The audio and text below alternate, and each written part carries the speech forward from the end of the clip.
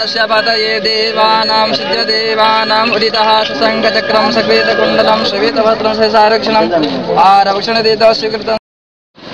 शुरुआत सूर्य मंदिर के प्रांगण से आरंभ किया गया है और बड़ा धर्म की बात है कि इस तरह का वृक्षारोपण का कार्यक्रम पूरे पूर्वांचल में लगभग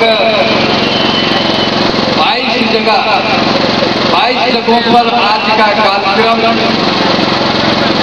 सिन्हा जी के नेतृत्व में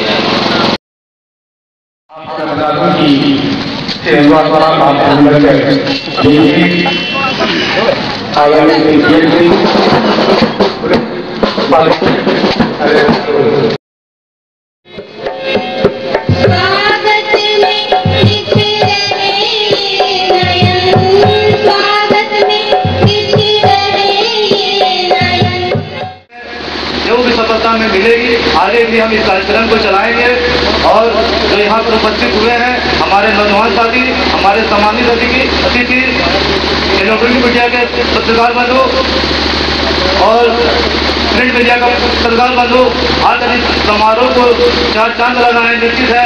आपके आने से यहाँ के लोग उत्साहित होंगे और निश्चित ही आगे हाथ बढ़ाकर वृक्ष को रोपेंगे। इन्हीं आशाओं के साथ मैं गुलशन फ्रांसिस दीपक सिंह जी से आग्रह करूंगा अवधोषिला जी से कि अतिथियों को आप अगवानी करते हुए उस स्थल तक ले जाए जहां पर उनके कार्यक्रमों से आज का ये वृक्षारोपण कार्यक्रम हम इस प्रारंभ करने वाले हैं।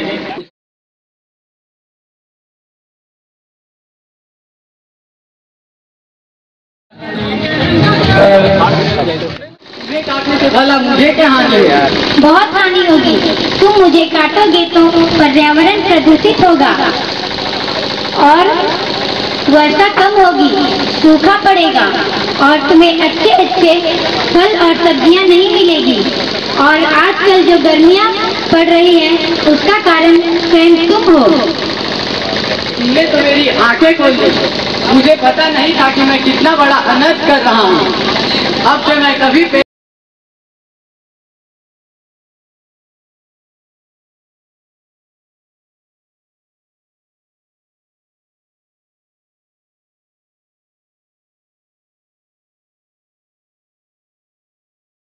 बलिराम पांडे योगाचार्य।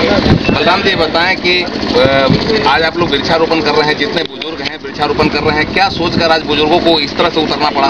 इसलिए कि हमारे कुछ बच्चे जो हैं तो अपने संस्कार को समझ रहे हैं और कुछ अपने दिशाहीन से विचलित हो जा रहे हैं। पश्चात सभ्यता की संस्कृति को वो धारण करने के आगे बढ़ रहे हैं और हमारी जो परंपरा है इस परंपरा को, इस सभ्यता को, इस संस्कृति को अभी समझ नहीं पाते हैं। इसलिए उसको ज्ञान देना जरूरी है और ज्ञान के द्वारा हम कहेंगे कि ऐसा समझो कि हमारी पर्यावरण, हमारी धरती और हमारी समाज की जो रक्षा हो, जल, वायु, आकाश सबकी जो है सो आच्छादित रखना है, पर्यावरण को बचाना है।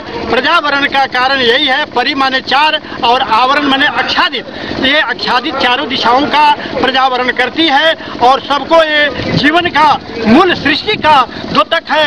इसलिए सभी हम अपने आने वाले बच्चों को यही कहेंगे कि सभी भाई अपने आवरण आचरण सबको शुद्ध कर करके और सारी सृष्टि के लिए जियो और जीने दो, इसकी संदेश। पर्यावरण जो है, पर्यावरण बहुत जरूरी चीज है, पर्यावरण की रक्षा भी जरूरी चीज है। हम यह जानना चाह रहे हैं कि आप बुजुर्ग हैं, अब अंतिम समय में हैं, उम्र के अंतिम समय में हैं, आप क्या देना चाह रहे हैं, किस तरह की ख्याति देना चाह रहे हैं, क्या पर्यावरण का संदेश देना चाह रहे हैं, हम यह जानना चाह रहे हैं। यही हम चाहते हैं कि पर्यावरण बनाओ, बचाओ और जियो और जीने दो, सर्वे सुखी का जो है सो ये काम करो। चरित्र के द्वारा सबको बचाओ, सबके अपनी आचरण के द्वारा सबको विचार संस्कार सबको जगाओ। और आने वाली पीढ़ी जो है उसको एक संदेश है, वो एक संदेश दे रहे हैं। तो आप कल आप भी बूढ़े होंगे और एक पेड़ जरूर लगाएं और पेड़ से ही आप सभी चीज को संतुलित रख सकते हैं।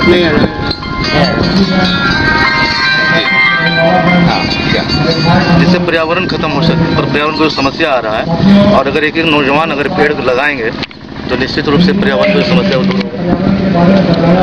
जो आज वर्षा जो निश्चित नहीं हो रही है, कोई समय नहीं है, जो मानसून आ भी गया तो वर्षा ठीक से नहीं हो रहा है जिस अनुपात में। इसका बहुत बड़ा कारण है जो वृक्ष का कटाई जो हो रहा है, जंगल कट रहा है, जमीन धंस रहा है, तो वो सब कारण है। और एक बुजुर्ग से हमारा अपना व्यक्तिगत ये रहा, जो देखिए उन्होंने जन्म दिया, हमें सृजन किया, तो फिर एक संदेश देना ये चाहते हैं उस बुजुर्ग के द्वारा गाछ लगाया जाए, फिर एक नया सृजन। 80 साल की उम्र में आप एक बार फिर पेड़ लगाने के लिए चल दिए हैं। क्या सोचकर आपने पेड़ लगाने की ठानी है? क्या यही सोच के आया है कि पेड़ लगाया, बहुत पेड़ कटते हैं और आज पेड़ कटने की वजह से जो है सो धरती माता हरी भरी बारिश नहीं हो रही, समय से कुछ नहीं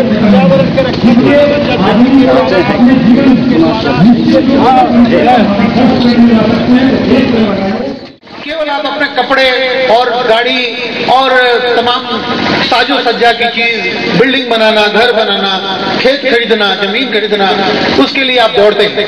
लेकिन वास्तविक जो आवश्यकता है, स्वच्छ जलवायु, साफ सुंदर परिवेश, आवश्यकता की आपकी अपनी चीजें, उसके लिए आपको कुछ तो प्रयास करना चाहिए। मैं जानता हूं ऐसे बहुत से लोग हैं जो आज तक एक भी वृक्ष नहीं लगाए हुए हैं, लेकिन आज इतने लोगों की उपस्थिति इस बात को बयां करती है कि यस, इस जनता में वो उत्साह है, वो उमंग है कि वो आगे बढ़ के वृक्षारोपण के कार्यक्रम को एक धर्म 500 रुपये का ऑक्सीजन अगर छोड़ता होगा तो एक महीने में 15,000 रुपये का ऑक्सीजन छोड़ता है, जिसे आप विभिन्न तरह से यूज करते हैं और अपने एग्जिस्टेंस को, अस्तित्व को बचा के चल रहे हैं। अपना ही नहीं, आप अपने पूरे परिवार, सगे संबंधी और पूरे मानव समुदाय। हमारे यहाँ जो डिस्पोजल का नियम है धन के अनुसार, उसमें लकड़ी चाहिए, बिजलियां भी चाहिए, लेकिन ये 5 वृक्ष आपके जीवन को सफल बनाने के लिए बराबर है। ज्यादा वक्त न लेते हुए मैं यहाँ फिर आप लोगों से ही गुजारिश करूंगा, जो इतने जो यहाँ हमारे प्रियजन लोग बैठे हुए हैं, कि आज के जो कार्यक्रम है, जो वृक्षारोपण का कार्यक्रम जो यहाँ हो रहा है, इसमें हम सभी बढ़ चढ़ कर हिस्सा लें।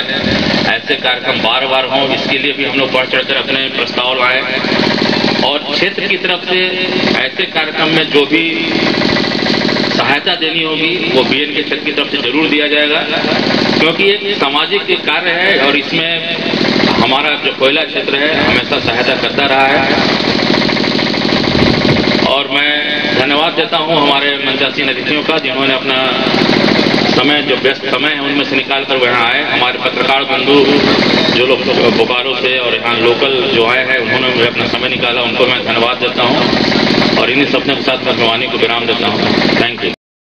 महोदय हमारे प्रस्थान करेंगे और क्रमबद्ध आपको वृक्ष मिलता जाएगा। और अब हम चाहेंगे सर कि कार्यक्रम को ही समाप्त करते हैं। धन्यवाद ज्ञापन करेंगे श्री दीपक सिंह जी, धन्यवाद।